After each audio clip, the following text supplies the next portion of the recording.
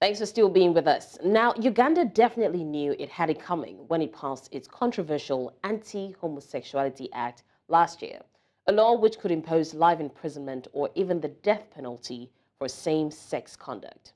Now, as a result of this, we now understand that Uganda, effectively from this month, the country has been removed from AGOA, the African Growth and Opportunity Act, by the United States. Now, this legislation, which was enacted in 2000, was designed to foster economic growth and improve economic relations between the United States and sub-Saharan African countries. Under AGOA, eligible countries are granted duty-free access to the United States, providing a valuable opportunity for economic development and expansion. Now, according to the President of the United States, Joe Biden, the catalyst for this decision is the gross violation of internationally recognized human rights. Anyways, joining us to have this conversation, first we have Trevor Luweri, Research Analyst, Development Reimagined, Kampala, Uganda. Thank you so much, Trevor, for joining us. Thank you for having me. My pleasure. Also, we have another gentleman joining us, Simon Mulongo, a former member of the 9th Parliament in Kampala, Uganda as well. Thank you, Simon, for joining us. It's my pleasure to be joining you. It's a pleasure to have you join us as well. Now, gentlemen, we're talking about the removal of Uganda from AGOA based on the fact that the United States claimed that they infringed upon human rights with the latest law that they passed about same-sex relationships. First off, I'm going to start with Simon. There have been rumors of extending this membership even after the announcement was made that Uganda was taking it out or will be taking out of AGOA. How true is that? Well, the whole thing is still under discussion, even if there have been some pronouncements by the US about curtailing the AGOA arrangements with Uganda. But behind the door, of course, there are still some engagements between the capitals to make sure that the misunderstandings do not override the realities. Right. And Trevor, what impact will the removal of Uganda from AGOA have on the economy of Uganda, seeing how Uganda has benefited very greatly from the program?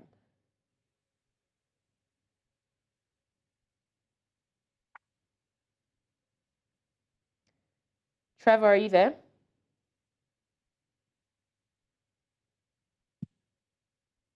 Trevor, please confirm you can hear us.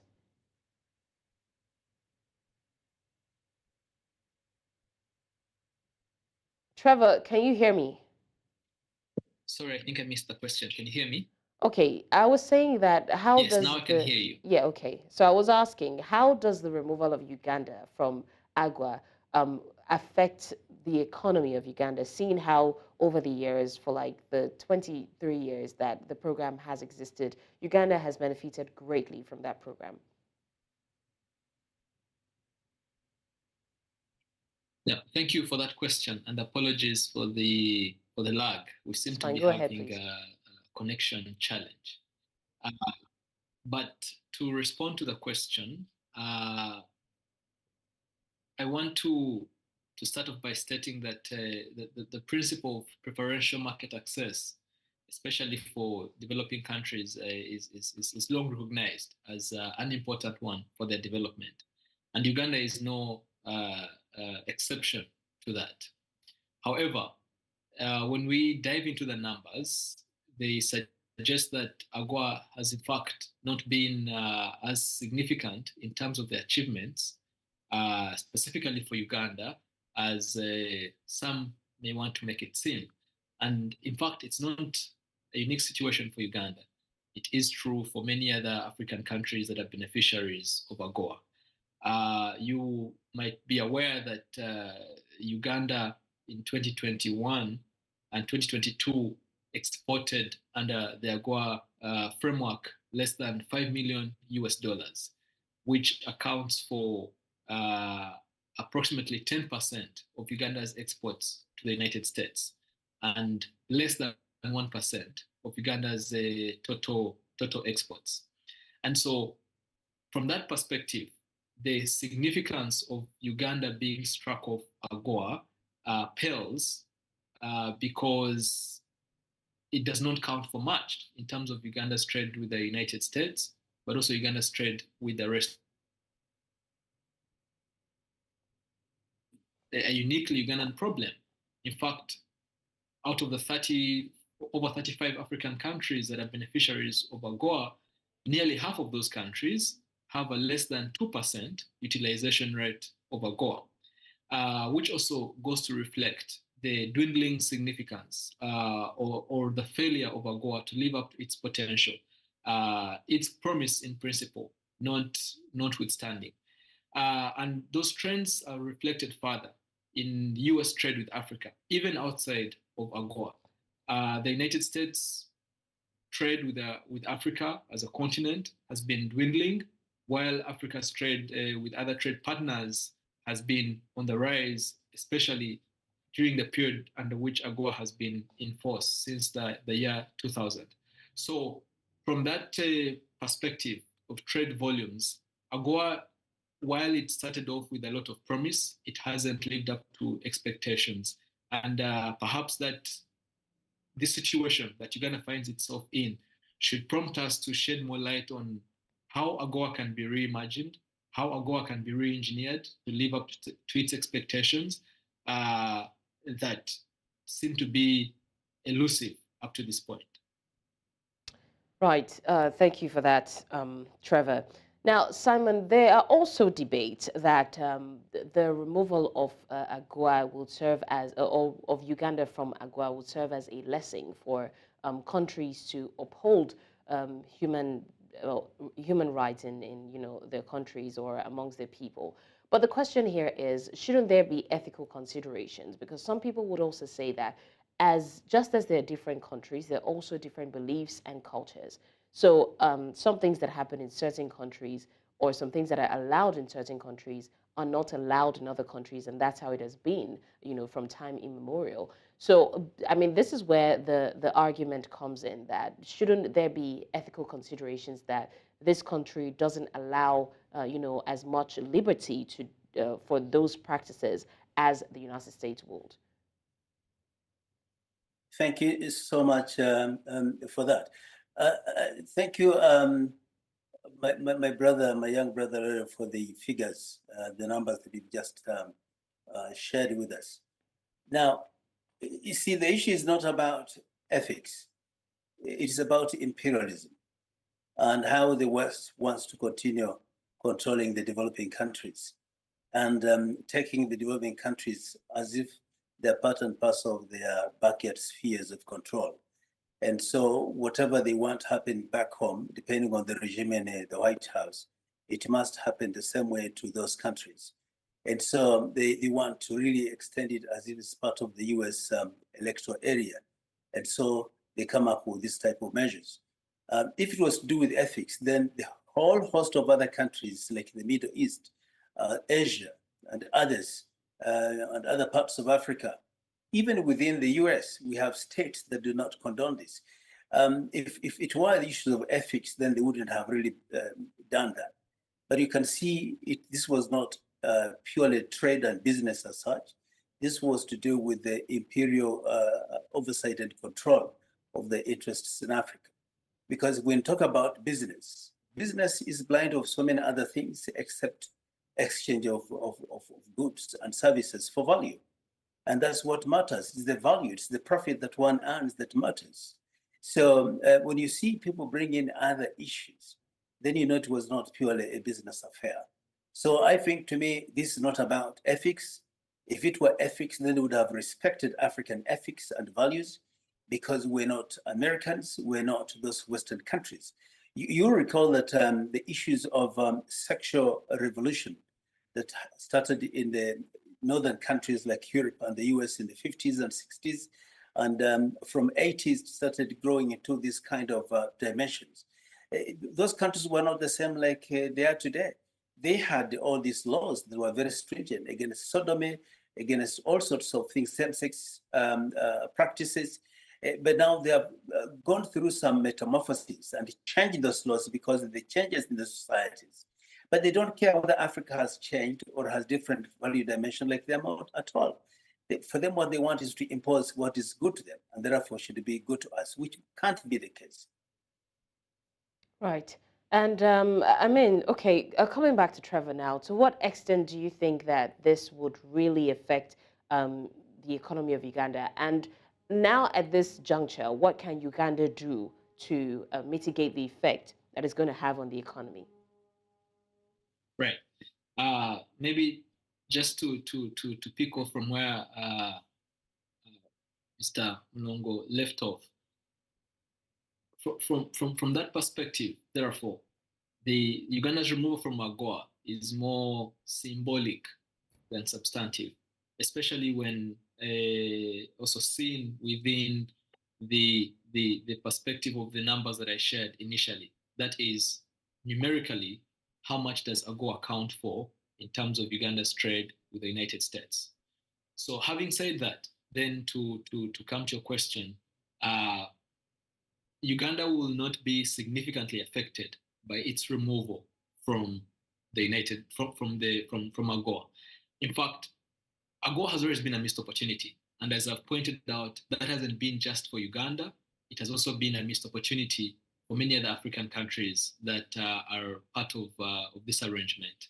And so, while it is true that there are going to be some quotas of the Ugandan population, those who have been benefiting from that small volume of trade that Uganda has with the United States, particularly under AGOA, in the grand scheme of things, Uganda's trade with the US under AGOA accounts for a very minute volume, share, proportion of Uganda's trade with the US and with the rest of the world in general. So to that extent, the impact is going to be limited. And to the question as to what can Uganda do to ameliorate the situation, the obvious response would be to find alternative markets where the goods that have been going to the US can now be redirected. But that would be an easy way out. In fact, what the US needs to do, and in concert with Uganda, and indeed all African countries, is to take this opportunity to rethink how can we make AGOA more productive? How can we make AGOA live up to its expectations? As you may know, on different occasions, 18 countries that have been at once beneficiaries of AGOA have been removed from the scheme. And the question must be, why are countries willing to lose their privileges under AGOA? Why has Uganda doubled down on maintaining the law that has caused this situation? Why has it maintained that as opposed to being attracted strongly by the benefits that AGOA has? And that answer to that is that the benefits of AGOA are outweighed by one, of course, Uganda's desire to protect its own sovereignty as a sovereign country, but also the benefits of AGOA are not strong enough for Uganda to reconsider its position on any other matter, therefore. So Uganda and the United States need to sit and think, how do we re-engineer AGOA to make it live up to its expectations? And a few things that can be done in that regard. First and foremost is the realization that whereas in principle preferential market access is important and was a crucial factor for many developing countries, especially so-called late industrializing countries, for them to catch up to the so-called developed world, whereas preferential market access is important, on its own it's not a sufficient factor. Why? Because there still needs to be an intensification and extension of the production capabilities of countries in order for them to take advantage of the new markets that they now have access to. So in other words, even if you tell countries that you can now sell or trade in the United States market, if they don't have the corresponding investments in industrial production, extension and intensification of agricultural production, amongst others, then they are unable to maximize the benefits that come from such arrangements. So one thing that the US can do that it hasn't done in the past is to find ways of encouraging the United States private sector and even the US government itself to support intensification and extension of the production capabilities of African countries under AGOA, so that they can be able to then produce the goods that they can sell under the scheme. Otherwise, the current setup where you have more than half the countries in AGOA with a less than 2% utilization rate, where you have US trade with Africa in terms of imports falling from 2% of US total imports to less than 1% is an indication that there's something missing. On its own, access to markets is not sufficient. More needs to be done, and the US has the capacity, if the political will exists, to support African countries in intensifying their production to take advantage of AGOA. So this, for me, is an opportunity, not just for Uganda, but for the US as well, which seems to be in a diplomatic charm offensive to court African countries in its geopolitical contestation with China, that it must rethink to find ways to make AGOA more effective and more gainful for the countries that are under that scheme. Right. Now, Simon, to what extent would you say that this reflects on the international connectedness or interconnectedness of different countries? Because now we're seeing that the decision of one country is affecting its relationship with another country that it was benefiting from. So what would you say about the interconnectedness in that regard? Thank you. I also thank Trevor again for additional highlights. To me, before I answer your question, I think the AGOA scheme was a misnomer altogether. Because if we talk about the Western liberal democracy and liberal economic system and free trade, we shouldn't be having some special schemes for us to trade with the US. We should be able to use market forces to see what is demanded of us in the US, and therefore we can sell there and vice versa.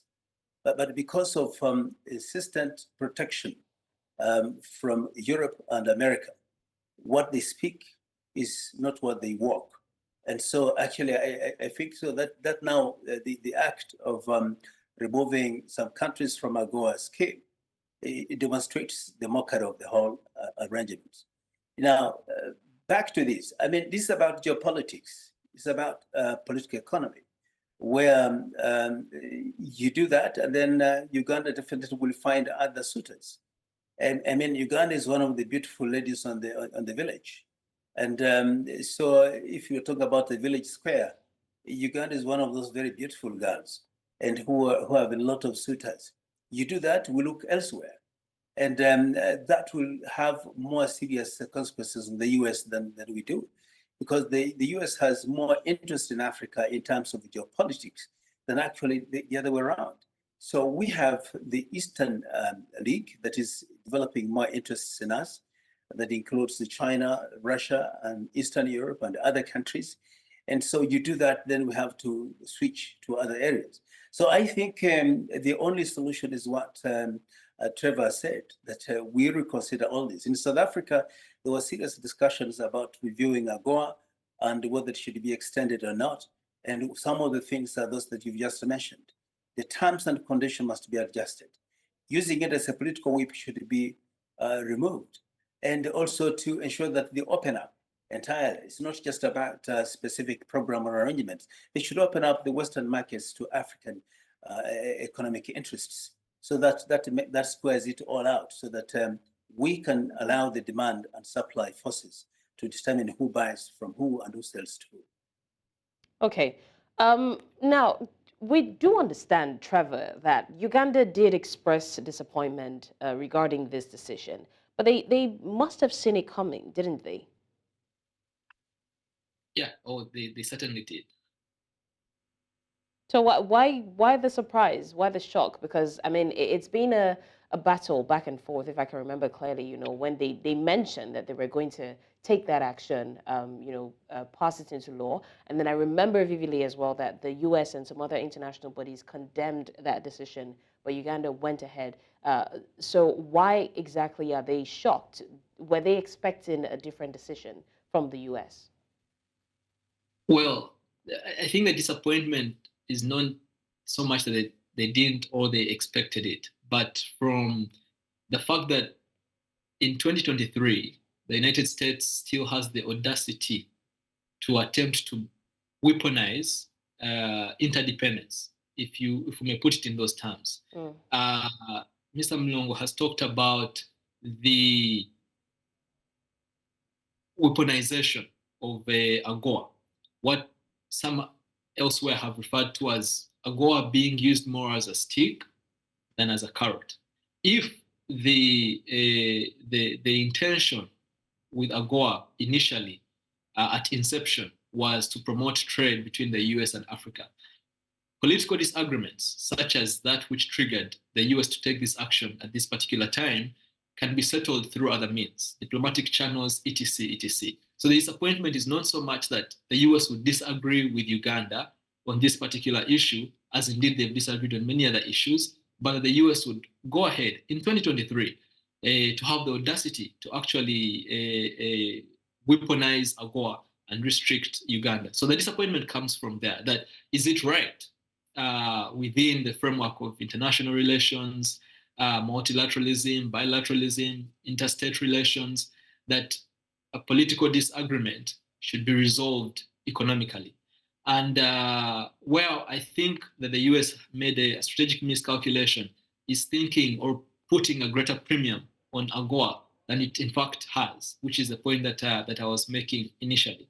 So to that extent, therefore, the disappointment is that the US wants to resolve a political disagreement economically, which I think is a strategic blunder, because it doesn't resolve the problem, and the extent of the pain that the US sought to exert on Uganda will in fact be limited because of the limited significance, the limited gains from AGOA that Uganda has. So the loss will be limited. That is where the disappointment comes from. It is improper that the US should use AGOA more as a stick than as a carrot. Not only because it goes against the expectations of free trade that have been highlighted by Simon, but also anyone who considers the current geopolitical situation. The US is only pushing Uganda and other countries into the hands of its geopolitical rivals. And the problem is even intensified by the high degree of inconsistency in the application of the guidelines and principles of AGOA. In one breath, there are claims that military governments cannot be part of this arrangement. Yet some countries on the continent continue to remain beneficiaries despite falling under that category. So again, as I mentioned earlier, AGOA remains more symbolic at this point in history than substantive, which makes it disappointing that, again, the US wants to weaponize that. Right. I do get that. I would like to take this opportunity to say thank you, gentlemen. Trevor Luwere, research analyst, development reimagined in Kampala, Uganda. And also thank you so much to Simon Mulongo, former member of the 9th Parliament, as well in Kampala, Uganda. Thank you so much for joining us to discuss this. And we're looking forward to seeing how this whole thing plays out. And if at all Uganda is going to take another step beyond being disappointed at the decision of the United States. But in the meantime, we appreciate your time with us on the show. Thank you. My pleasure. Thank you so much.